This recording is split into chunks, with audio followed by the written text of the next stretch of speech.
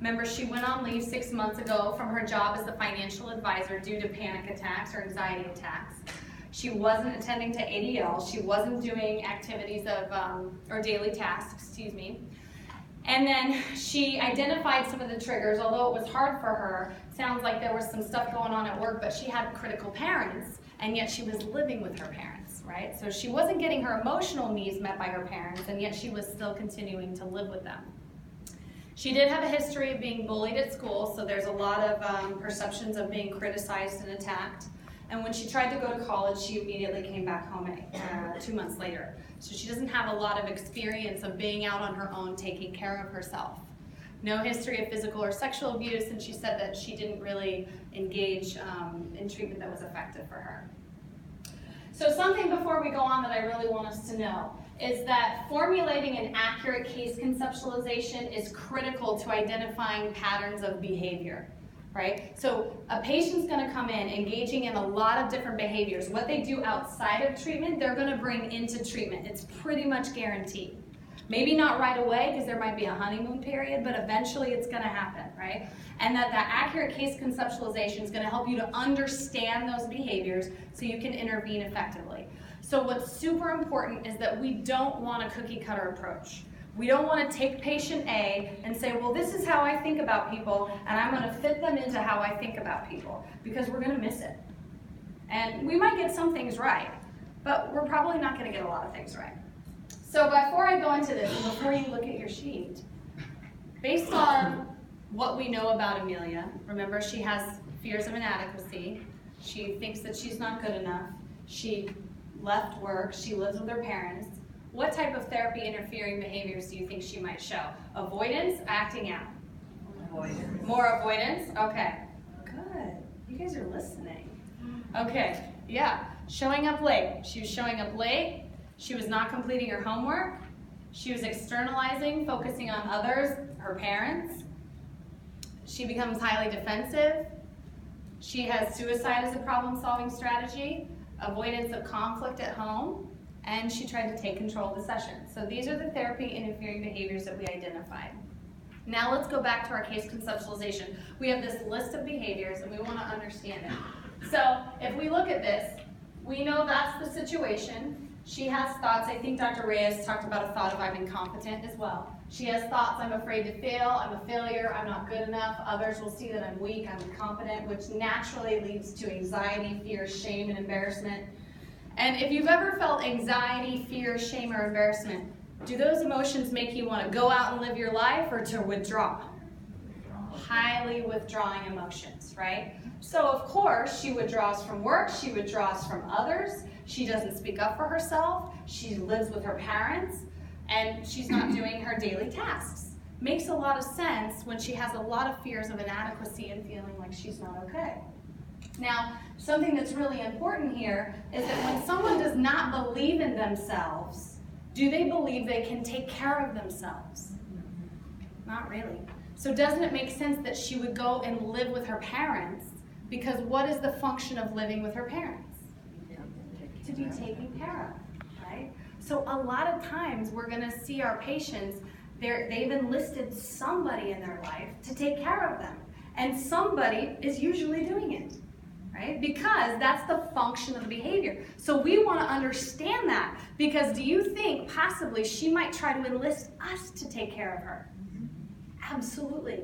Now this is not a malicious thing. It's not because she's a bad person, remember? It's because she's afraid that she's not enough and that she's inadequate and that she can't do it. So that is super important for us to know those functions and those dynamics. So let's look at what we would then do. So showing up late, for example. We could choose, and Dr. Wong's going to go over this, we could choose not to address that. But if we don't address an avoidance behavior, then we're not benefiting the patient who's engaging in avoiding behaviors in her life, right? So what we want to do is we want to use immediacy. And by the way, these are the strategies we've come up with, but you could use a lot of different ones. It's just based on, some are going to work, some are not. These are the ones we said would be most effective for this situation, but every person is different. So immediacy, we want to address the showing up late. You don't want to not address that. So you have to be able to address that, and Dr. Wong's going to go over that. And then problem solving. Here's a behavior, you're late. What are you gonna do to make yourself on time? That's the expectation. And it's okay that we set that expectation. We need to, because do you have to be on time for work? Yes, you do. Do you need to be on time when you're picking up your kids? Yes, you do, right? So this is a thing in life that you need to be able to do. So you want to elicit from them to think about what does it look like to problem solve being late. And they can come up with it. And if they tell you they can't, you want to remind them about things they've been on time to, and how did they do that? Well, how did you get to your sister's, baby shower on time? How did you do that? What were the steps you had to take to make that happen? Okay? Not completing homework, another avoidance behavior. So again, immediacy. We want to address it when it's happening in the moment. We want to flag the pattern and let them know it's a pattern. We see it.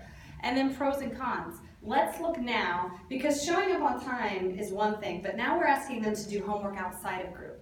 And there has to be, for the patient, on some level, some investment for them to do that. They have to have a why. Like, why should I do this? So pros and cons is going to help elicit that reason of, yeah, why should you do your homework? What's in the benefit for you? It's not my homework. Why do you want to do this?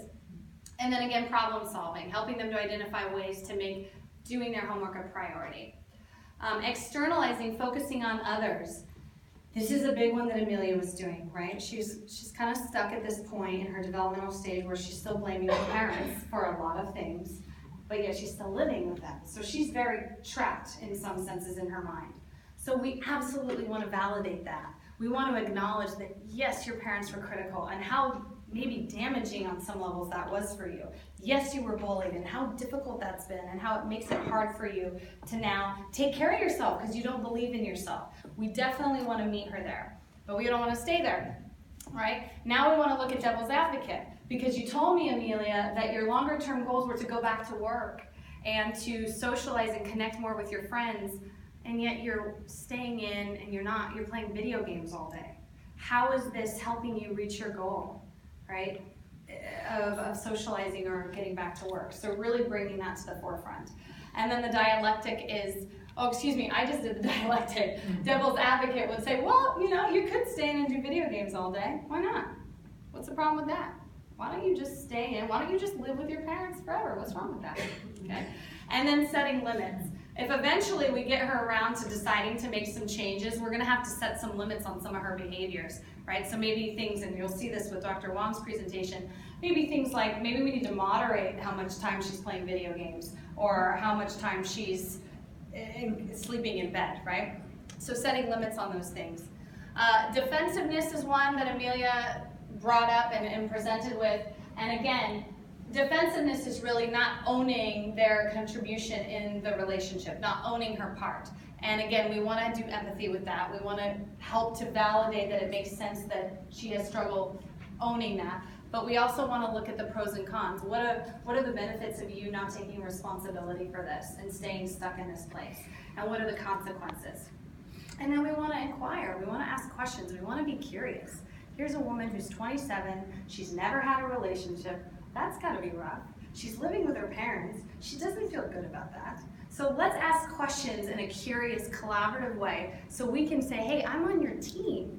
I wouldn't want to live with my parents either, right? No offense, Mom. So just, how can I get you on my team with this, right? And then suicide is a problem-solving strategy. Definitely identifying the distortions there.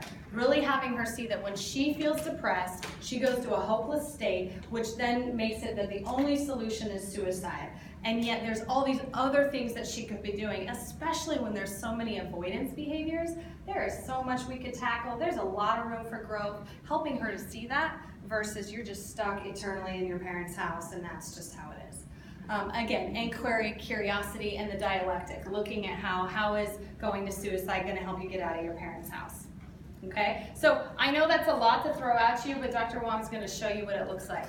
Oh, and last but not least, this is our favorite part.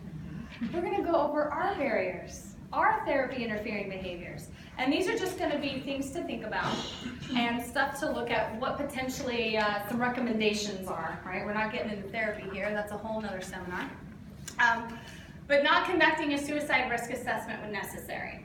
So anytime a patient expresses suicidal ideation, we want to assess. Even if it's for the 50th time and they've done it over and over again, we just want to make sure what's our next steps, right? Do we need to get support involved? Do we need to help them crisis plan? Do they need to go inpatient? It's really going to help form our treatment plan. So we always want to make sure that we're doing that, and yet sometimes with some patients we might skip over it or miss it completely. Showing up late to session, right? Canceling sessions repeatedly. We want to be aware of what that's communicating to the patient.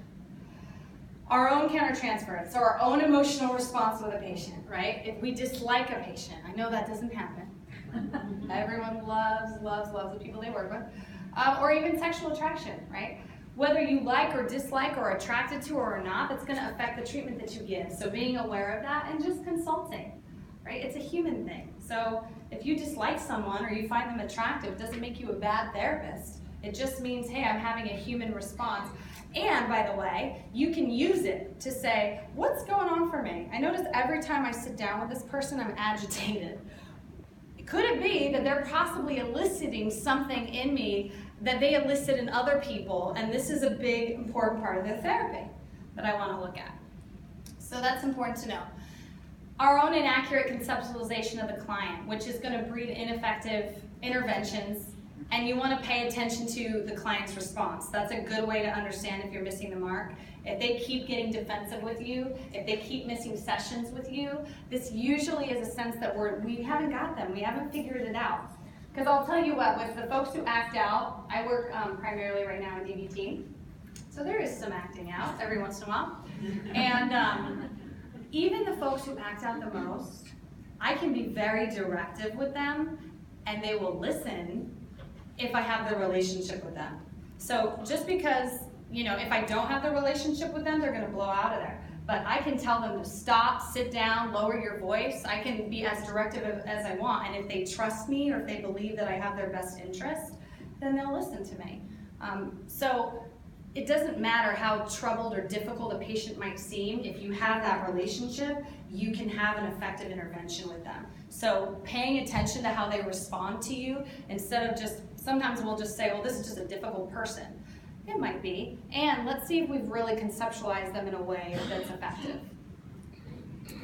Our own time management, going over in sessions, and enabling. So let's say enabling is not addressing therapy interfering behaviors. That's what we would say enabling is. And I kind of like this.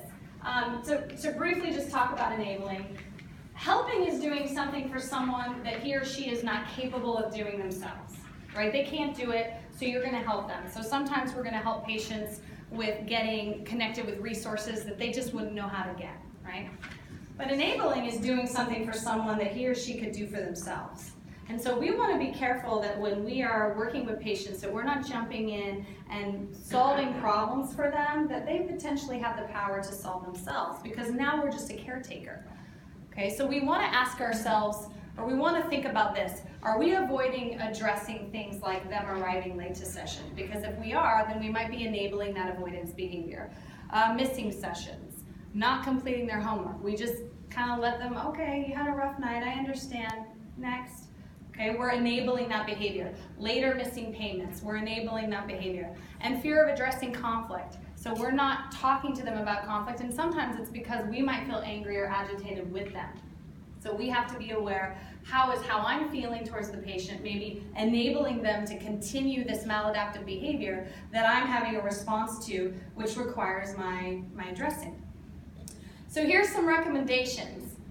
Always assess for suicide when risk is evident. That's just always. We always want to do that because we always want to make sure that safety is priority number one over everything else.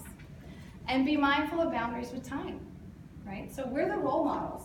So if we arrive late, we're communicating to them that it's okay to arrive late. If we go over session when they're distressed, we're actually reinforcing that when you're in distress, I'm going to give you more time.